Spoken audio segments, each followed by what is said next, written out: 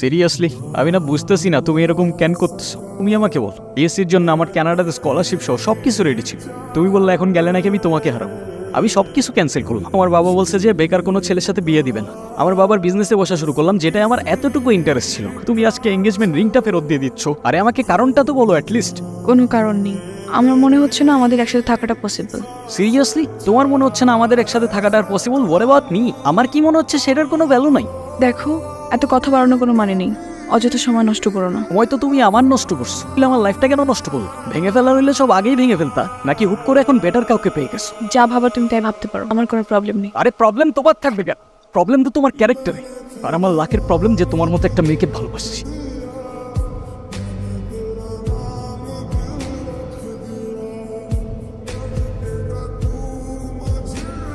আমরা তোমাকে কিছু জানাতে পারিনি, তুমি কিছু মনে করো না। আরে না আঙ্কেল, এইভাবে কেন বলছেন? রুহি আসলে আমাদের কিছু বলতে দেয়নি। এনগেজমেন্টের কিছুদিন পর চলতে পারে। আঙ্কেল স্যার, ডক্টর, আপনারা একজনের বেশি ভিতরে না যাওয়াটাই বেটার। এখন কি অবস্থা? এখন ঘুমাচ্ছে। ফারুক সাহেব, দেখুন রুহি 4th স্টেজে আছে। রাইট নাও ক্যান্সারটা শরীরে আদার পার্টসও ছড়িয়ে পড়েছে, brain, bones and other organs. Sorry to say, হাতে আর খুব বেশি একটা সময় নেই।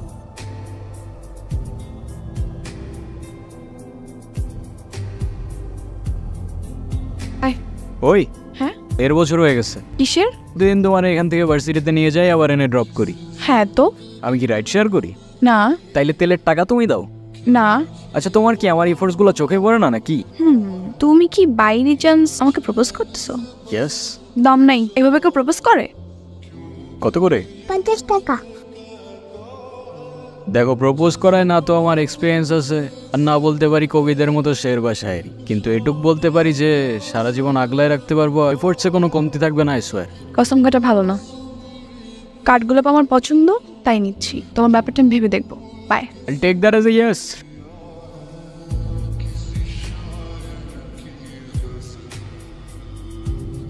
আমাকে মাফ করে দিও রুহি, আমি না বুঝেই তোমাকে অনেক কথা বলে ফেলছি। তুমি আমাকে একটাবার বলতা, এতদিনেও কি তুমি আমাকে এতটুকু চিনতে পারলা না? একটাবার বললে কি আমি তোমাকে ছেড়ে চলে যেতাম? তুমি আমাকে ছেড়ে যাবে না বলেই তো আমি তোমাকে বলিনি। কেন তুমি চাও যে আমি তোমায় ছেড়ে চলে যাই? হ্যাঁ, তুমি কেন আমার এরকম একটা জীবনের সঙ্গে তোমার সুন্দর জীবনটা জড়াতে চাও বলো? তুমি ছাড়া আবার কিসের জীবন? আমার জীবনটা তো ততক্ষণই সুন্দর যতক্ষণ সেই জীবনে তুমি আছো।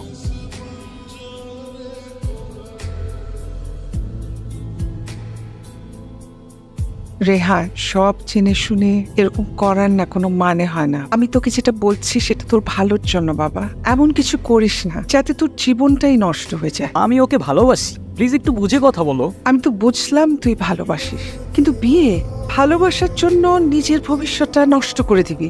এটা তো আমার সাথেও হইতে পারতো না। আর আমার সাথে হইলে আর যাই হোক রুহি কখনো আমাকে ছেড়ে চলে যেত না। আর আমার লাইফে ওর আগে না কেউ ছিল আর না পরে কেউ থাকে। এই না হলে আমার ছেলে, ভালো সময় খারাপ সময় সব সময় পাশে থাকাটাই কিন্তু ভালোবাসা। রেহানা মা, রাগ করো না। আল্লাহ না করুক যদি কখনো তোমার কিছু হয়ে যায়, আমি কি তোমাকে ছেড়ে চলে যাব? তোমার পাশে থেকেই আমি তোমাকে সাহস যোগাবো। এ যুগে তোর মতো কয়টা ছেলে আছে বল? ছেলে হিসাবে তোকে নিয়ে আমি গর্ব করি। আমার কথা রাগ করিস না। রাগ করি নাই।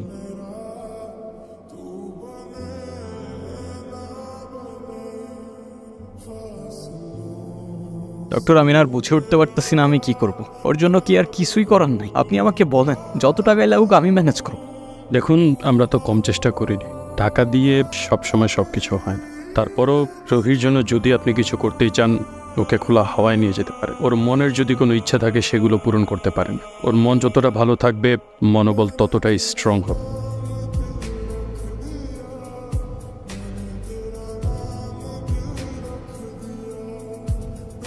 অযথা এসব কেন করছো রেহান? অযথা করছি? অযথা নয়তো কি? আমি আর কদিনই বা বাঁচবো? আমরা কে, কতদিন, কতক্ষণ বাঁচবো এটা কি আসলেই আমরা জানি রুহি? হিসেব করে লাভ কি বলো? যতক্ষণ নিঃশ্বাস আছে ততক্ষণ না হয় সেই মুহূর্তগুলোকে ঘিরেই বেঁচে থাকি। আজকে আছি, কালকে তো নাও থাকতে পারি। বলো, শুধু শুধু মায়াটা কেন বাড়াচ্ছ? মায়া বাড়ালে যে কষ্টটাও বাড়ে। তাহলে তো খুব চিন্তার বিষয়। এক্ষুনি তোমার মন ভালো করে দিচ্ছি। তোমাকে ছবি তুলতে বলছি, ভিডিও করতে বলি। তুমি যে আমার সাথে এত দূরে আসছো, তোমার বাসায় যদি জানতে পারে? কিভাবে জানবে? যদি আমি বলে দেই? একদম না, বাসায় জানলে আমার খবর আছে। তো ফিউচার রুহিকে তোমার কিছু ইচ্ছার কথা বলো। আমি তো সেভাবে কোনো ইচ্ছা ভাবিনি। তো এখন ভেবে বলো। কোনো এক বিকেলে আমি তোমার সঙ্গে সমুদ্র দেখবো, সেই সমুদ্রের পাড়ে দুজন মিলে সন্ধ্যাবেলা ফানুস উড়াবো। আচ্ছা, আর আমি সমুদ্র আমার অনেক প্রিয়। এই নাও তোমার বিকেল, আর ওই যে রইলো তোমার সমুদ্র। চোখ বন্ধ করো।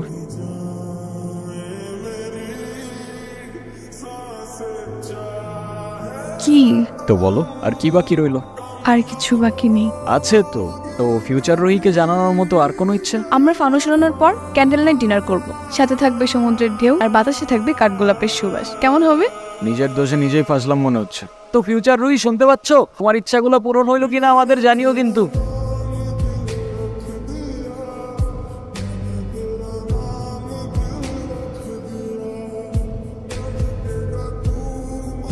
একটাই তো মন আমার, আর কতবার জিতবা? যতবার জিতলে এটা বোঝানো যায় যে আমার জীবনে না তোমার আগে কেউ ছিল আর না পরে কেউ থাকবে। এতটা ভালোবাসো আমায়? তুমি জানো আমার খুব ভয় হয়, মুখে যাই বলি না কেন আমার মনে হয় আমার মানুষটা আমারই থাকুক, সে যেন আমাকে কখনো ভুলে না যায়। শুধু তোমারই থাকবো রুহি, কোনো ভুলো না। আমি অনেক লাকি যে তোমার মতো একটা মানুষ আমার লাইফে আসছে। আমার সব স্বপ্ন পূরণ হয়ে গেল। কিছু মুহূর্তে মনে হচ্ছে 1000 বছর বেঁচে থাকার স্বাদ পেয়ে গেলাম। আমার আর কোনো আফসোস।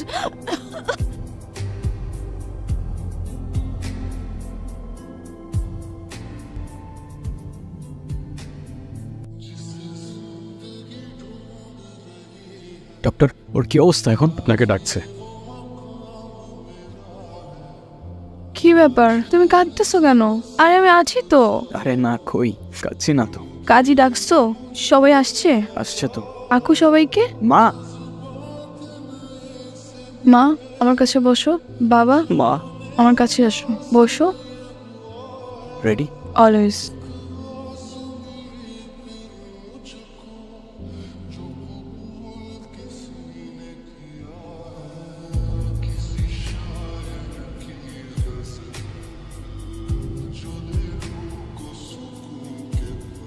রুহি,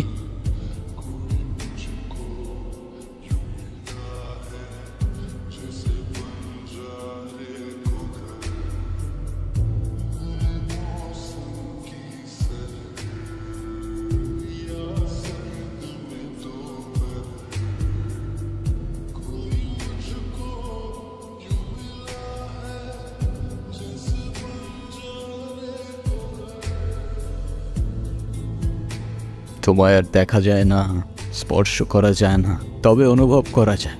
অনুভব করা যায় তোমার নিঃশ্বাস, অনুভব করা যায় তোমার চোখের জল।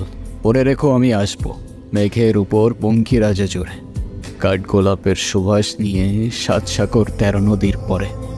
সে যেন ভোলে না মরে, সে যেন ভোলে না মরে।